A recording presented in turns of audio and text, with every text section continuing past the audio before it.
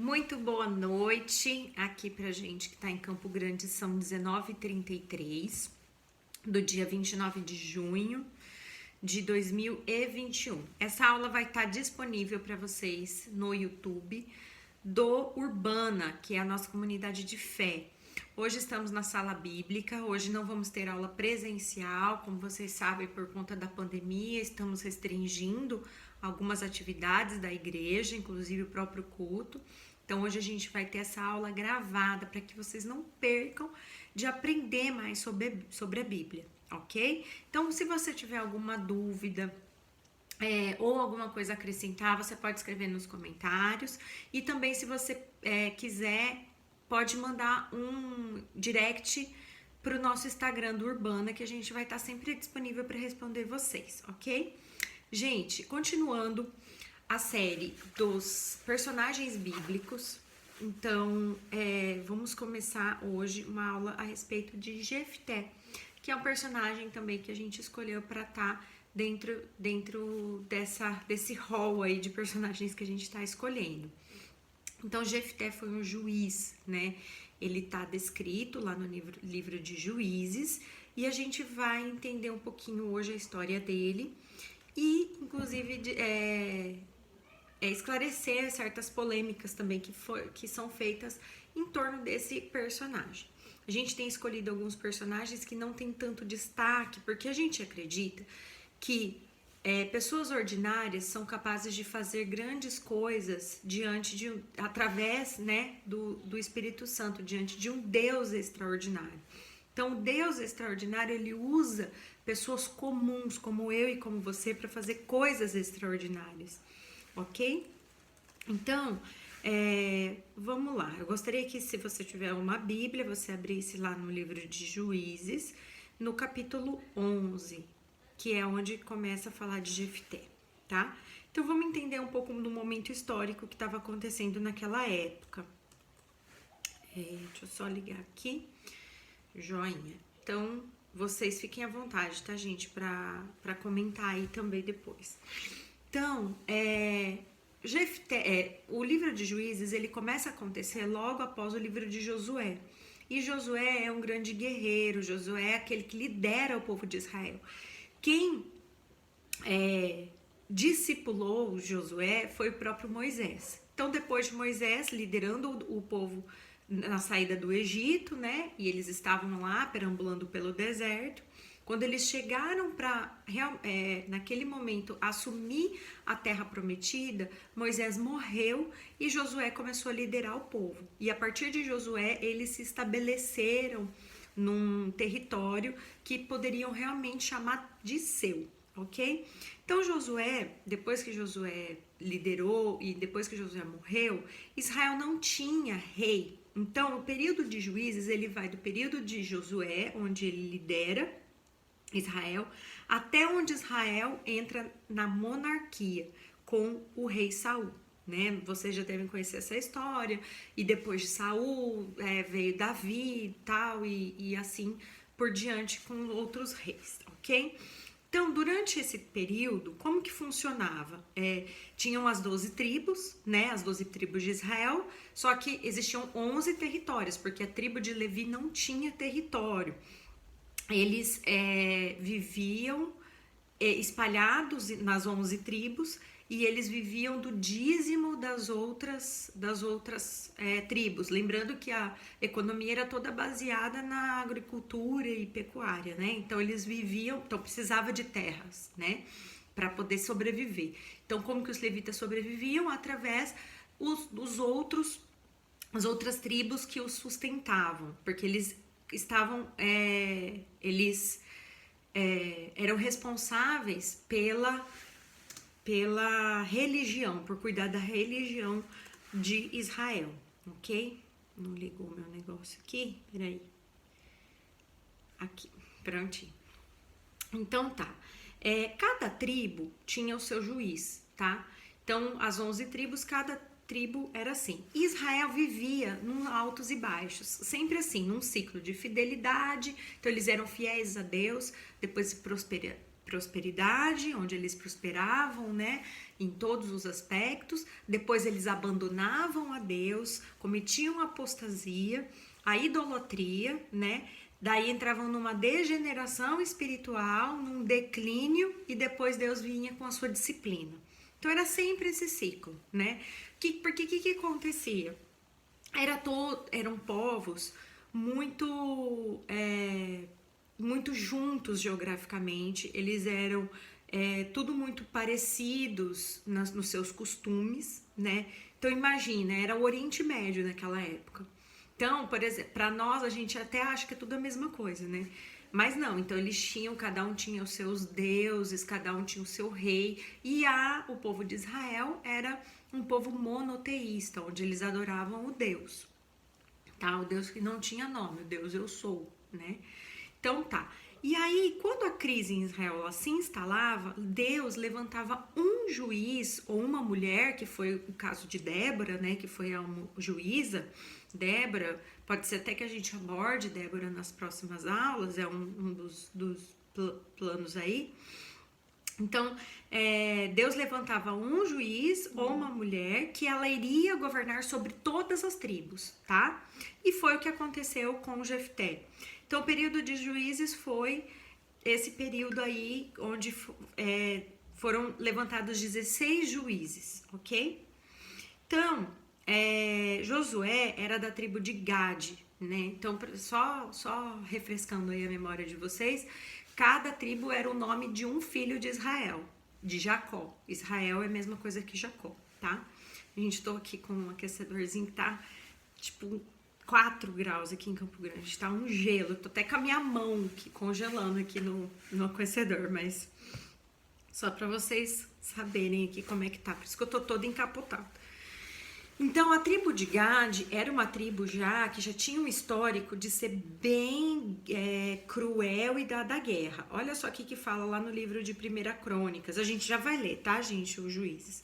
Então, lá em 1 Crônicas, capítulo 12, versículo 8, fala assim: da tribo de Gade, alguns se aliaram a Davi em sua fortaleza no deserto. Eram guerreiros, corajosos, prontos para o combate, sabiam lutar com escudo e com lança, tinham a bravura de um leão e eram ágeis como gazelas nos montes. Então você já começa a imaginar qual que é o estilão de Josué, tá? E eles moravam numa região que não era a separação da tribo, era uma região montanhosa, que era chamada de Gileade. E eles tinham a fronteira exposta para várias outras nações, entendeu? Então, por isso que eles, talvez seja por isso que eles tiveram que se armar, serem treinados, porque eles viviam sobre vários ataques de outros territórios, tá? Então, e realmente eles foram atacados por outras nações, ok? O pai de Jefté chamava Gileade também, tá? Mas isso é apenas uma coincidência, tá? Não significa que é por causa disso como chamada região. Talvez seja por conta disso que o pai dele chamava Gileade. Então, quando você vê Gileade, você saiba que, na Bíblia, né? Você saiba que é uma região, que era uma região montanhosa, geograficamente extremamente exposta de Israel, e também chamado pai de Gideão. E o que aconteceu? Gileade, ele teve um caso com uma prostituta. E dos filhos do casamento de Gileade, não, desculpa, da relação com essa prostituta, nasceu Jefté. E depois ele se casou e teve filhos com a sua própria esposa. E esses filhos cresceram. E eles não reconheciam Jefté como herdeiro, como filho, ele era considerado um filho bastardo. E esses filhos o expulsaram de casa. Então é assim que começa o livro de Juízes 11, no versículo 3. Fala assim: então Jefté fugiu de seus irmãos e foi viver na terra de Tobi. Em pouco tempo passou a chefiar um bando de desocupados que se uniram a ele. Então, em outras palavras, Jefté era dono da boca. Ele era líder da gangue, tá? Então, você já imagina como é que ele era, né? sabia guerrear, ele era da tribo de Gade, né? Então a gente já tá conseguindo construir aí certas características de Jefté. A outra versão fala bando de vadios, né? Então eram pessoas que não eram muito idôneas, né? E ele liderava esse bando. E aí, até que um dia, o rei dos Amonitas declarou guerra contra Israel. E os líderes lá da região de Gileade mandaram chamar o Jefté.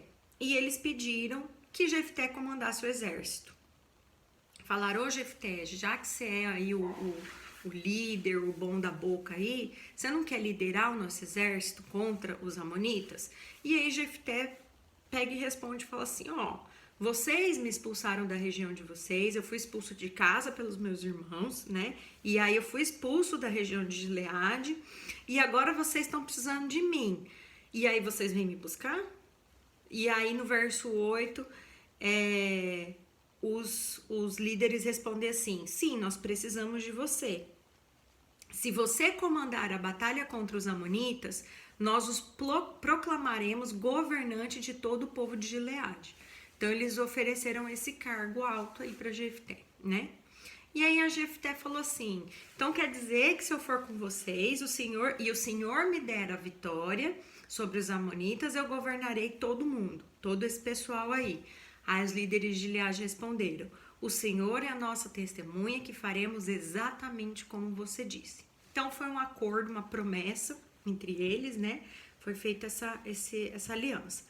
E aí, tá, a Jefté vai, qual que é a estratégia de Jefté? Primeira coisa que ele vai fazer, ele vai tentar conversar com o rei dos Amonitas, ele vai ter uma conversa pacífica primeiro, tá? E aí ele vai lá, olha lá o versículo 12, ele fala assim, por que você saiu para guerrear contra a minha terra?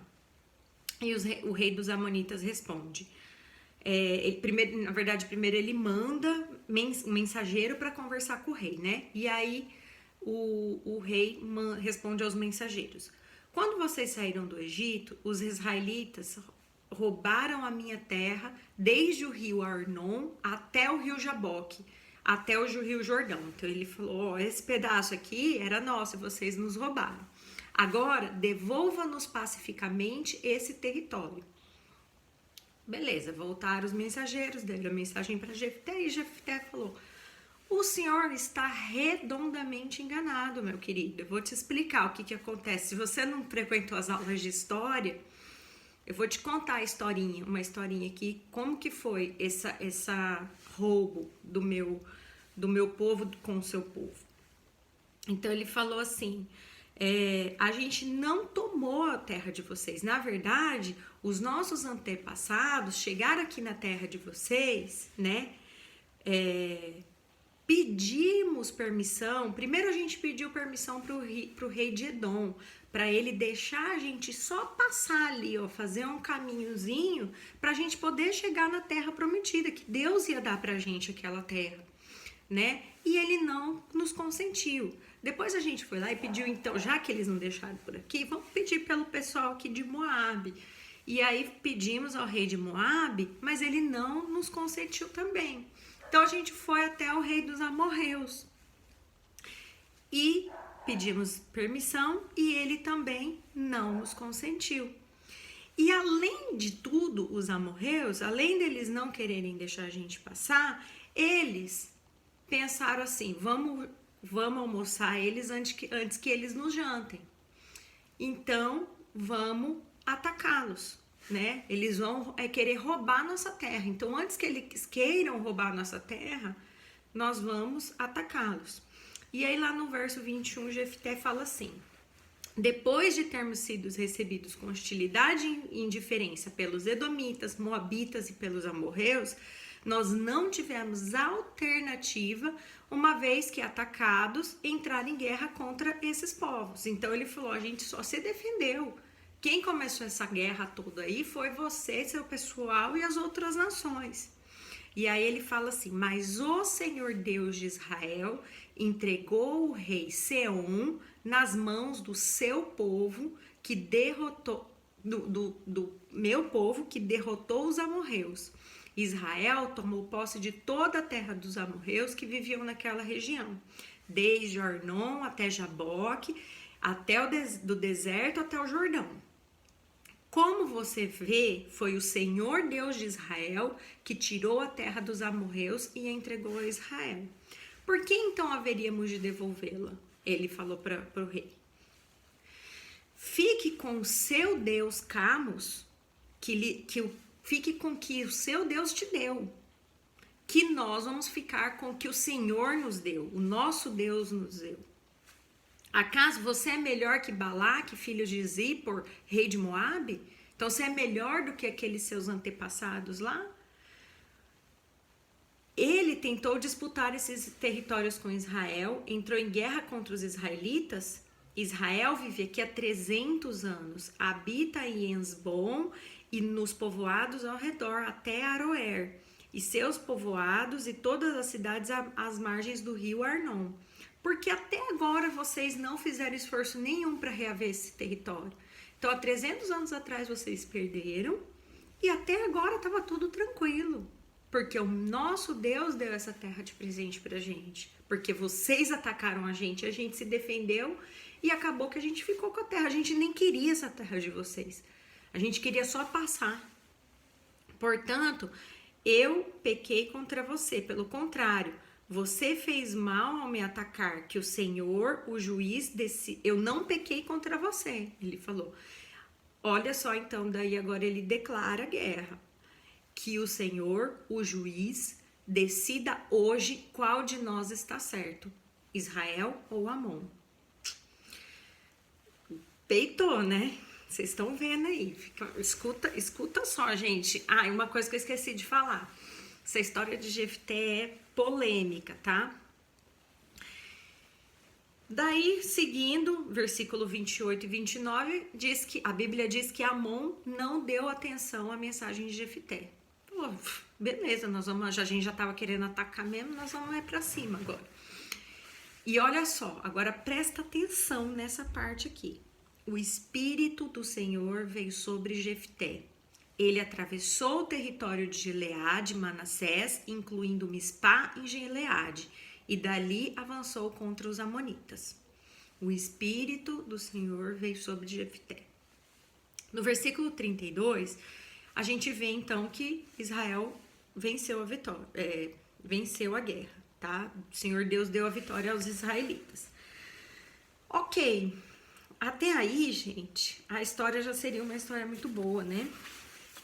Se não tivesse algo agora cinematográfico, que nem Hollywood talvez seria capaz de produzir. Então tá, aí essa história ainda vai criar ares de dramaticidade, tá? Antes de ir pra guerra, Jefté fez um voto. Ele vira e conversa com Deus assim: Deus, se entregares os amonitas em minhas mãos, darei ao Senhor o que sair primeiro de minha casa quando eu regressar vitorioso. Eu oferecerei como holocausto.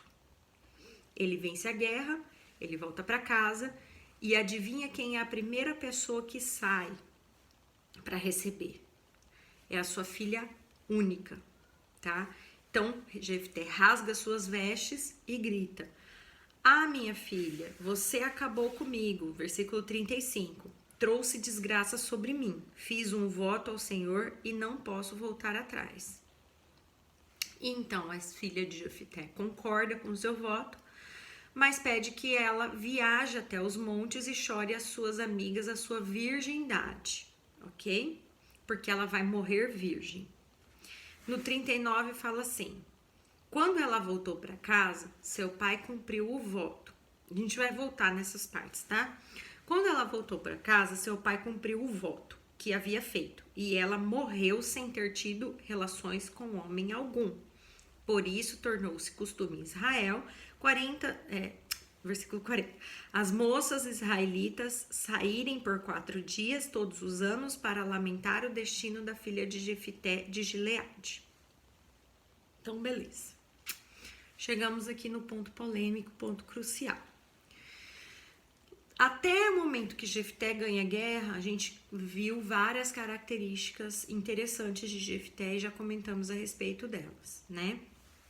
Mas antes da gente tirar algumas conclusões precipitadas, né, eu vou expor aqui algumas opiniões, né, do que a gente leu o texto bíblico nu e cru, e a gente precisa analisar, inclusive, principalmente traduções, tá?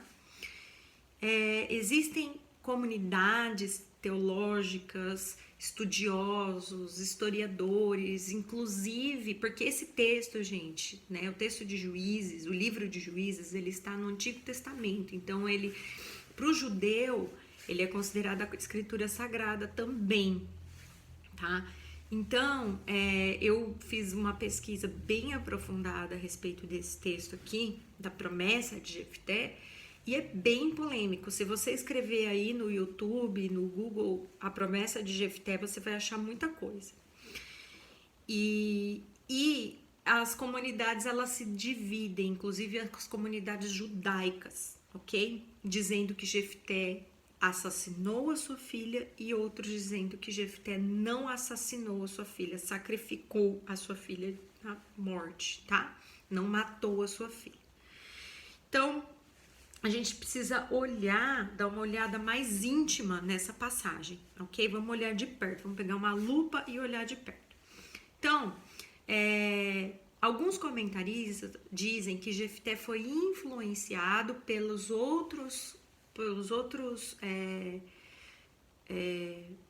as outras nações de cultura pagã, tá? Porque naquela época, muitas das religiões, dessas etnias, dessas nações, diziam para sacrificar, eles eram a favor era permitido o sacrifício de pessoas. Só que na Bíblia, na lei de Moisés, Deus proibia e abominava essa prática. Então, nunca foi permitido o sacrifício de pessoas, tá? Na lei de Deus. Na lei de Deus, a gente sabe que Deus pede para que sacrificasse animais e não pessoas. Ok. Então, eles vão dizer que por Jefté ter sido contaminado, inclusive foi morar no território de Tob e tal, e lá provavelmente foi contaminado, foi influenciado por essa cultura dos outros povos, dos povos pagãos, ele fez essa promessa de sacrificar uma pessoa, tá? Outros estudiosos vão dizer que não, que ele falou um ser vivo, tá? Que ele falou, podia ser um animal, mas como foi uma pessoa, ele teve que sacrificar, tá? Só que, e outra coisa também que era feita nos povos pagãos, o suborno, né? Então eles falavam, o senhor, eu vou te dar essa pessoa, eu vou sacrificar essa pessoa para que isso aconteça. Então é como se Jefté estava dizendo, eu vou sacrificar alguém para que o senhor me dê a vitória da guerra, tá? E a fim de conseguir favores desses deuses, né? No caso. E de acordo com essa visão, Jefté, ele deu vazão a essas ideias pagãs e por isso ele deve ser menosprezado na Bíblia, né? Ele não deve ser um modelo a ser seguido. Então, só que assim, a gente vai analisar o que eu contei toda a história anterior, né? Ele tinha provado aos anciãos de Israel e aos reis amonitas, né, que eram os adversários, que ele era um homem cauteloso. Então, vocês lembram que eu contei para vocês que Jefté, ele primeiro, quando ele estava conversando com os líderes de Israel, ele pegou e falou assim, mas espera aí, ele não aceitou de primeiro. Ele falou, mas espera aí, primeiro vocês me expulsam de lá, agora vocês vêm aqui me querer, né? E a Bíblia, ela é seca, né? Às vezes pode ter demorado dias uma conversa dessa, tá? Então, mostra que Jefté, que todo mundo fala que ele fez um voto precipitado, que pode ser que ele tenha feito esse voto precipitado, mas a gente vê que ele não era um homem precipitado, que ele era um homem cauteloso, inclusive ele tentou um acordo pacífico com os reis amonitas, né? Então, jurar que você vai sacrificar uma pessoa, que a primeira pessoa que sai da tua casa pode ser muito precipitado, né? E um pouco antes, Jefté não atendeu prontamente o pedido dos anciãos, né? Como eu falei. E ele também não se precipitou na batalha. Primeiro ele enviou mensageiros para conversar, tal, e para pleitear a justiça de causa a Israel primeiro, né? Então a gente vê que talvez esse argumento ele possa ser um argumento interessante. Em segundo lugar, a gente vai ver outro argumento, né? Que nas discussões com os amonitas, Jefté, ele demonstrou uma familiaridade com as escrituras. Porque, assim, muitos dizem assim, olha, Jefté não sabia que não podia sacrificar pessoas. Ele via isso acontecer direto com os outros povos e ele não sabia, tá? Só que a gente vê que Jefté, ele contou toda a história de como foi, né?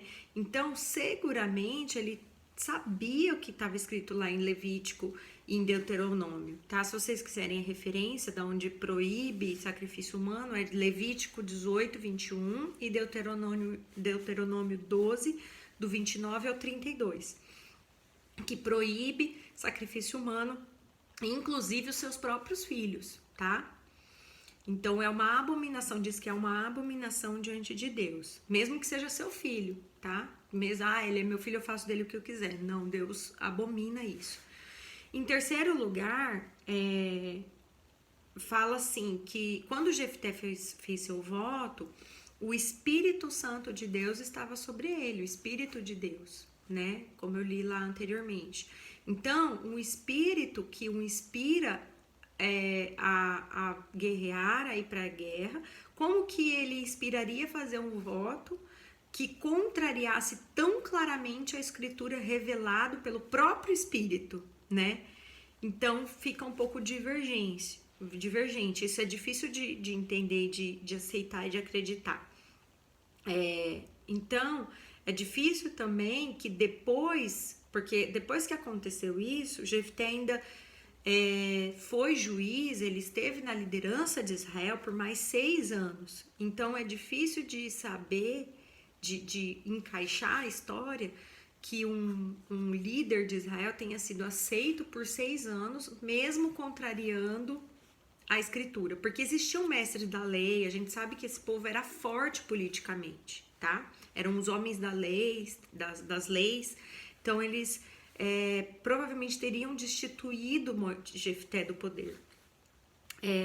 Então, a gente vê que, em quarto lugar, também se a gente for olhar mais de perto, em Juízes 11, 31, diz que quem primeiro da porta da minha casa me sair ao encontro, voltando eu vitorioso dos filhos de Amon, esse será do Senhor.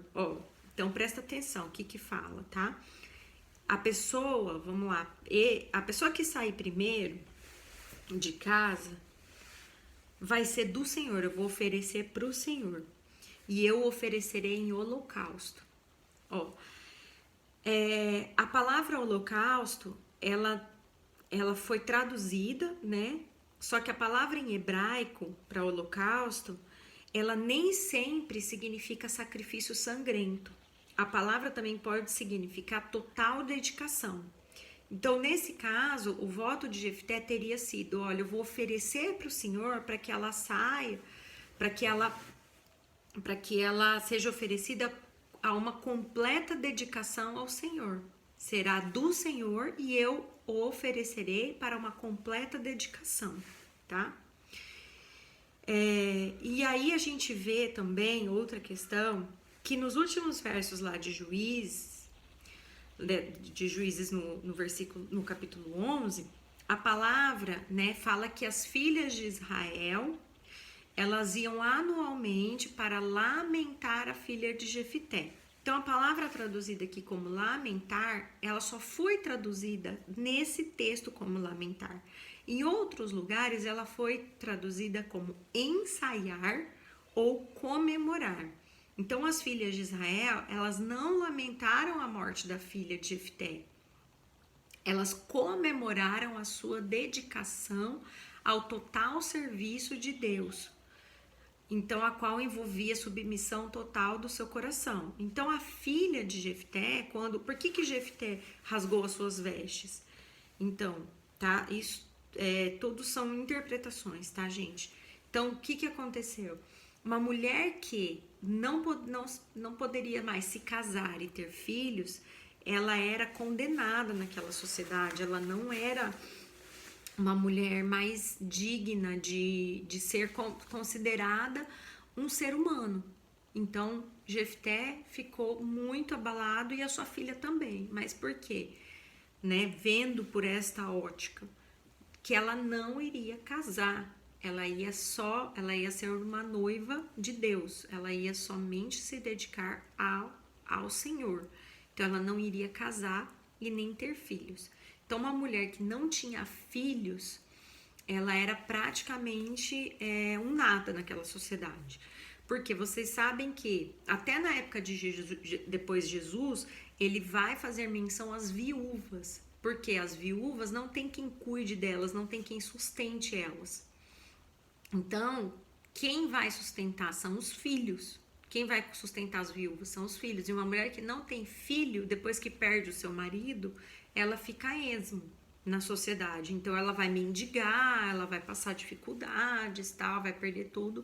Não tem direito a nada, não tem direito a propriedades, tal. Quem tem direito a tudo são os filhos. Então, nesse caso, é por isso que foi tão triste a reação de Jefté e de sua filha, tá? Então, quando os amonitas foram depois que Jefté derrotou os amonitas e ele viu a sua filha, demorou 2 meses para acontecer esse holocausto. Então, Jefté teve bastante tempo para refletir. Tem gente que acha que ele foi lá e fez tudo precipitadamente, mas não, ele teve bastante tempo para refletir.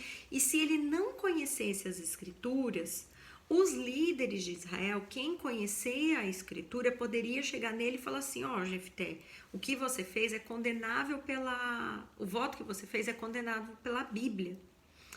E além disso, além de ser condenável, lá existe uma lei lá em Levítico 5, versículo 4 e 5, que oferecia a possibilidade de você se arrepender do tal voto, e lá em Levítico 27, a possibilidade de Jefté redimir a sua filha mediante um pagamento de um resgate.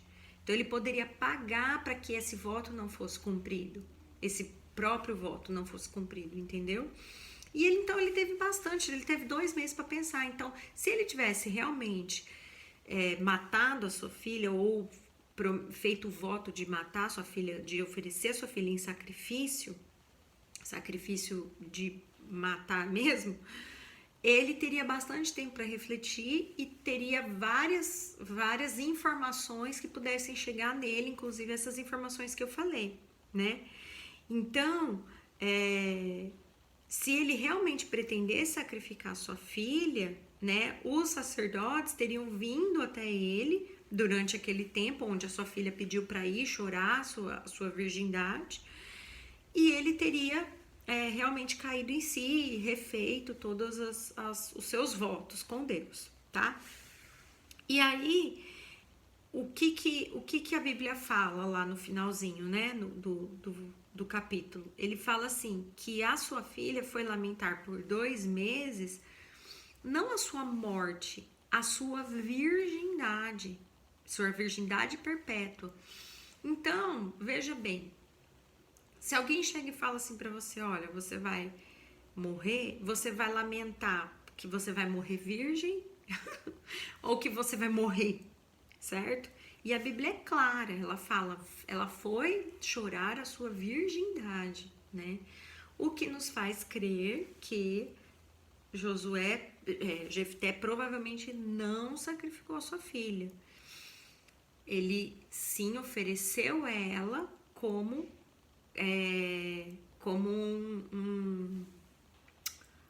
uma dedicação que ela, a partir daquele momento, iria dedicar completamente. Porque vocês sabem que não era uma escolha para as mulheres da época casar.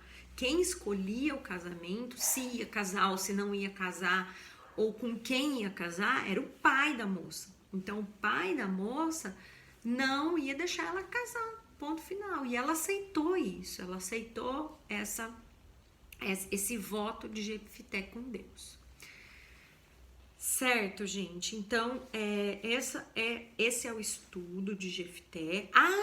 E a mais importante, gente, desculpa, a parte mais importante que vocês precisam entender. Em duas partes da Bíblia, uma no Antigo Testamento, outra em outra no Novo Testamento, Jefté é recomendado, porque eu não tô achando a parte aqui, que é 1 Samuel e no livro de Hebreus. Por que Jefté está no livro de Hebreus, na galeria de heróis da fé? Então, Jefté é um homem, sim, a ser imitado, um homem idôneo, o qual ele tem muito a ensinar. A história dele nos tem muito a ensinar. Então, ele foi rejeitado, né, pelos seus irmãos, ele foi expulso de casa, a gente vê que um filho bastardo foi usado por Deus, né, com seus dons e de liderança, né, de guerrilha. Então ele foi separado por Deus, e no final da Bíblia, lá no livro de Hebreus, ele foi lembrado e mencionado como um herói da fé. Ele creu em Deus e cumpriu o seu chamado, né?